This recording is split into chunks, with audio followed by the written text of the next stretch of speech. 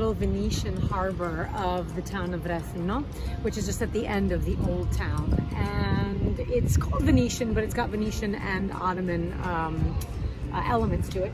So you can see that long breakwater there. That was built during the Venetian period, in the early Venetian period, so the 13th century.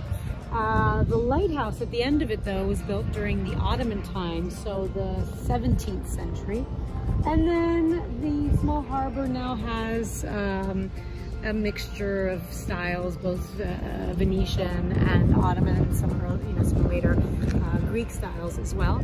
You have to imagine that this little harbor here was a place where Venetian galleys, or later on Turkish, Ottoman rather, warships would have been moored. Today it's just a fishing marina, but it's one of the nice spots in the old town of Rethymno, and especially in the evening, all of the restaurants around here are fish taverns, so it's a place where people come for a bite to eat in the evening in the summer months. This is a gorgeous example of Venetian architecture in Rethymno.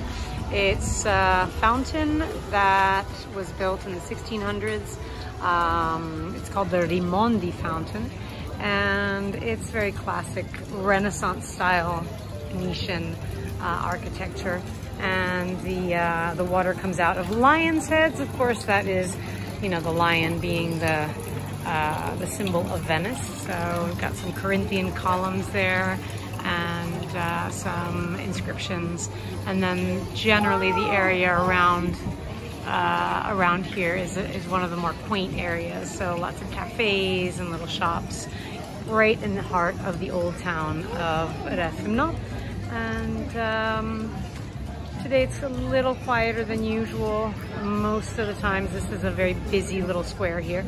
And there are loads of wonderful, both Venetian style and Ottoman style buildings. This particular one right here, for example, right opposite the fountain, is Ottoman, and you can tell that because of the wooden facade that it has.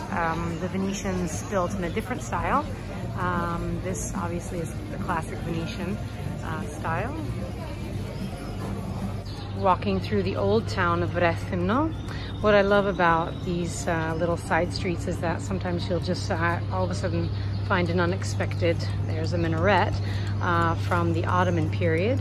The Venetians were here from 1204 until about 1600, a little later maybe, and then the Ottoman conquest happened, and they were here until the late 1800s.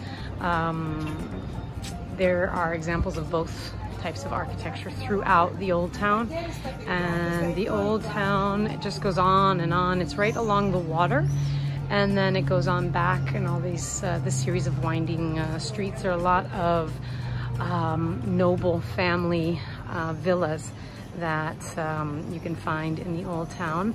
Some of them with more classic Greek elements, others that look quite Venetian actually, and then others like this one here with the wooden, as I mentioned earlier, facade would be from the Ottoman period. A lot of these noble or aristocratic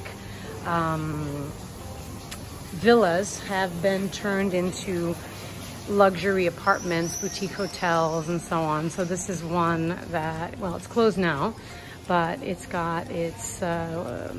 been turned into a hotel, a small boutique hotel. There's a courtyard, there's a very small pool, and you can just tell, you can see the Venetian influence everywhere. It's been renovated, obviously, a lot of these have been. But the whole old town is just full of these examples of two very, very different styles, but that work in harmony together here. So the Venetian and then the Ottoman.